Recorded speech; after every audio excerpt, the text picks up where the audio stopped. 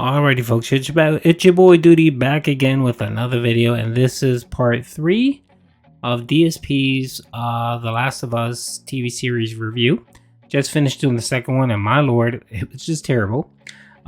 Being that he filmed both 2 and 3 together, I figured I'd split the parts up and do another video just for 3 because he drones on for number 3, and that's the one I really want to focus on. So I may skip around a little bit just because it's long. I clipped it for about 11 minutes. Because just I'm gonna let Phil speak for Phil. So let's get into the video.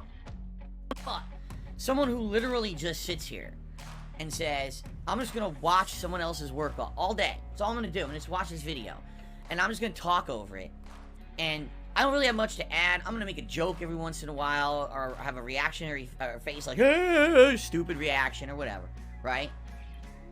I don't think that that's valid content, and I never have, and I've told you guys that over the years. That's why I don't want to do that, and everyone does it, by the way. Take a look at any content creator, from the smallest of the small to the biggest of the big. When they have a day when they just don't want to do any work, they do a react video, okay? It's called lazy. And the shaky cam to hide it. Outside of that, I thought it was an exceptionally good episode. Okay, now on to episode 3. This seems to be the episode everyone wants me to review. People even said things like, Phil's gonna get canceled for his review of episode 3. Okay, why? Well, first of all, episode 3 opens up with Joel and Ellie together, and Joel's kind of confused as to what to do because he just lost Tess, who was basically his life mate at that point. Not to say that maybe they were married or anything, but you know, this is someone who he'd been working with for many years and probably was planning on surviving with for forever, and didn't work out that way. And now he's stuck with this girl. So I remember they walk into a bar and Ellie sees an arcade machine. Now in the game, it's an arcade machine that's supposed to be representative of like a 1990s fighting game. Or is it a zombie game? I'm trying to remember. Basically, it's an homage to a 1990s arcade game, and she makes a reference to the characters in the game or whatever, and it's kind of neat. Well, in the show, they actually got a Mortal Kombat 2 arcade machine. Now that was neat because Tess knew facts about Mortal Kombat 2, basically knowing it was very nostalgic to know it.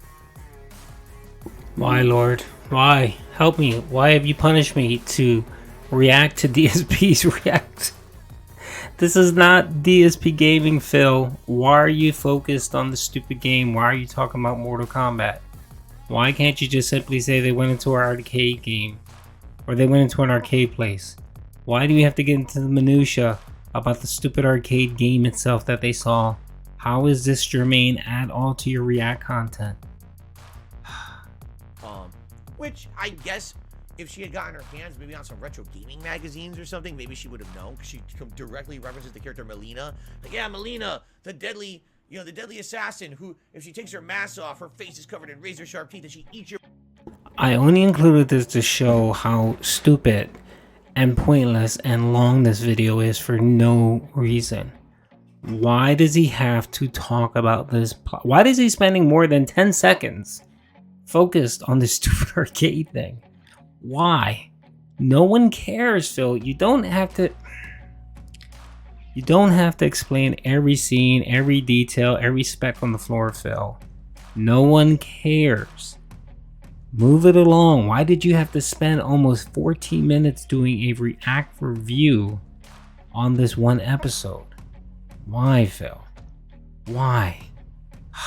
Okay, I'm gonna forward a little bit because he goes on for a bit about the stupid arcade. Body and spit your bones out. These doomsday preppers, survivalists. He set up all these booby traps around the town so that the infected don't get into the town, and if they do, they get trapped and killed. He also set it up so invaders and raiders can't do it. It's basically Bill's town, right? He runs the deal.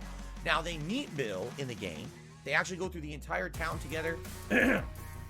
Bill brings them to his secret bunker. They stock up. They explain their mission to him. He's like, all right, I'm going to help you through town because this is my town. You know, everyone else was evacuated, but I'll get you through town to where you need to go. And eventually he gets them to a place where he thinks he's going to find a car battery. There is no car battery. The car battery is gone or broken, if I remember correctly. Then there's some tie into a plot line where you realize someone who used to be his life mate apparently passed away in town. And you find notes and things from this character. Okay, I just want to pause it here, Phil. Phil, it's 2023. You can say his gay partner or male partner. It's okay to say gay, Phil. You don't have to say life partner, you know. And even I guess that's fine to an extent, but you can just see how utterly awkward he is talking about gay relationships. It's part of the TV show.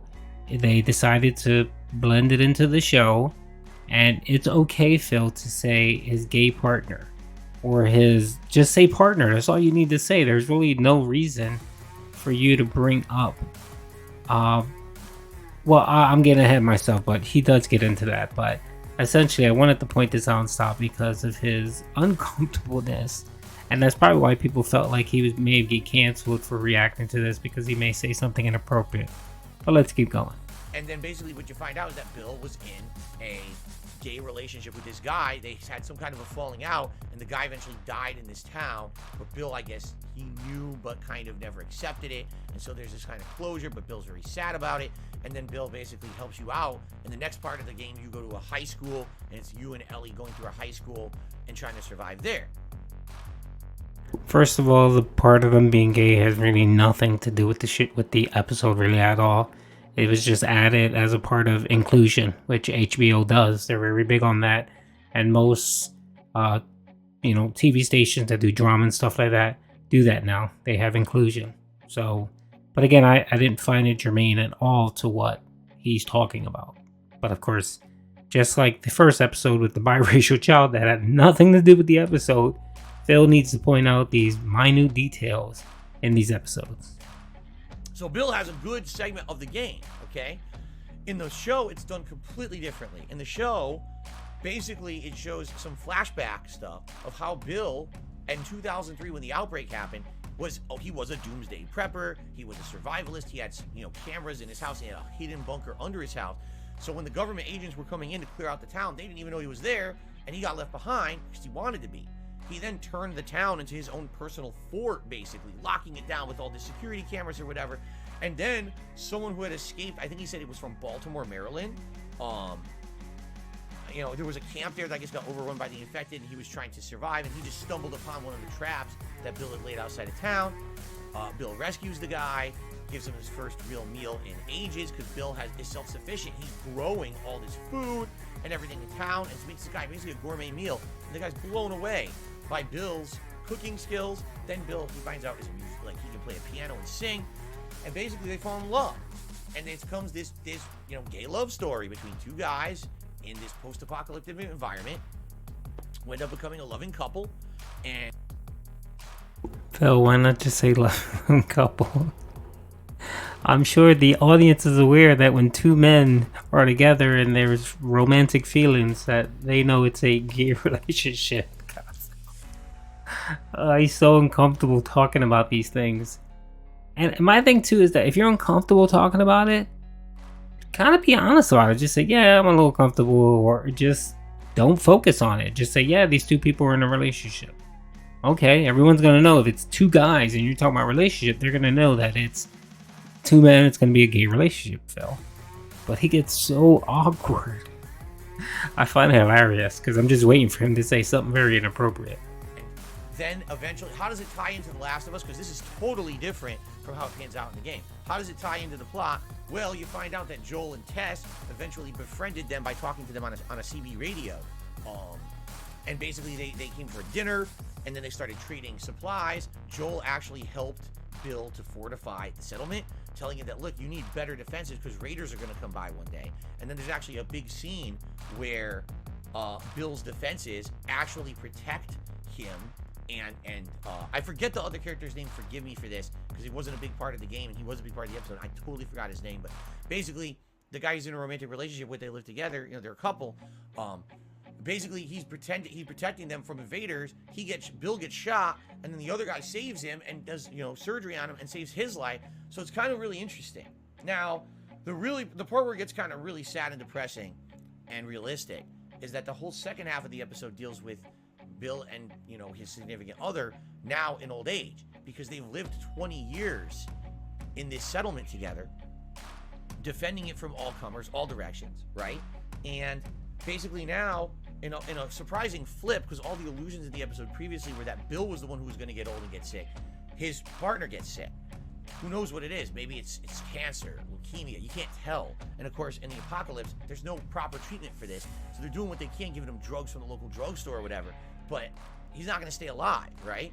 So in this kind of almost Romeo and Juliet kind of finale, the two of them decide it's going to be the guy's last day, and they both take these drugs together and choose to pass away, to take their own lives, because if the Bill's significant other is going to pass away, he says, I had no reason to live either. I lived because of you, and if you're gone, I have no reason to go on. So, you know, it's a romantic way to go out. And they do. They go out together. They die together.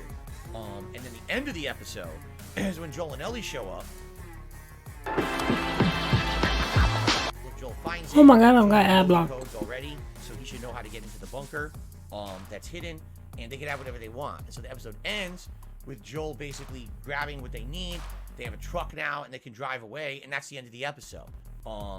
Completely different, literally completely and utterly different from the story of the game, okay? The way it pans out. Basically, you never see Bill alive. He's dead by the time that Joel and Ellie get there. Now, here's the thing, all right? There's two schools of thought on this. One school of thought is, wow, what a great episode. And the other school of thought is, wow, what a terrible episode. The people who like the episode are basically people who are like, wow, incredibly good writing. It was a story about survival, love, and the human condition. It was a story about how two guys who, against all odds, meet up out of nowhere, become almost like perfect for each other, and then, you know, go through all this real life stuff in the apocalypse. And it's the story of these two surviving the apocalypse rather than the story of Joel and Ellie for a whole episode. It's like a departure from the first two episodes. And it's really well done. It's very emotional. And, you know, great directing, great artistic music is great in this episode too. Like, really, really well done. The other school of thought is this episode is absolutely horrible in an attempt to give mainstream approval to a gay relationship, because the episode is basically self-contained, meaning if you removed this episode from the plot of the show, the entire episode is, how did Joel and Ellie get a car? They could literally just find it, and it's 5 minutes of an episode, and then they're on to the next part of the plot. But instead, you have a whole hour episode about the relationship of these two guys, right? And so I've seen arguments online about how this episode is completely out of place. It's an attempt to make a mainstream gay relationship acceptable. The writer should be ashamed of themselves because it has nothing to do with the plot of the show. And some people even go as far to say, you made a zombie apocalypse show. You have a whole episode with not a single zombie in it. There's no zombies in this. So how could this be part of The Last of Us? Okay. Now, here's the thing. I hear both arguments. All right. Here's what I will tell you. Okay, here is Phil trying to sit on that fence and not offend anyone. Let's see how well he does. I thought this episode was amazing. I cried at the end. Seriously, I couldn't stop myself. It was so well written. It was so well acted. It was perfect. But here's what I think I would have liked. I would have liked this to be a 2-hour, not 1 hour, a 2-hour movie about the lives of these two guys, and add in even more good stuff happening. Maybe have some zombies actually really... I take it back, there was one zombie early on in the episode that hit a trap, right? But show a zombie, maybe a mini zombie horde come by, and show how they adapt and how they take care of that. Show how maybe they leave the town a few times, how they deal with that. Show some of their interactions with outsiders like Joel and Tess, and make it a 2-hour full-length feature film that's a spin-off tie-in to the Last of Us series. Wait a minute. Alright, so he complained that they took something that could have taken 5 minutes, you know, because Ellie and Joel could find a car, and made it into a whole episode. Now he's coming back and saying that he's fine with a 2-hour movie just solely on these two people, right? And they somehow in this movie they encounter Joel and Ellie, and you know, it's essentially is he looking for Brokeback Mountain 2? I'm guessing that's what he's looking for. Phil, it's not necessary. You have to remember, this is a TV series. There are 10 episodes in this series, Phil.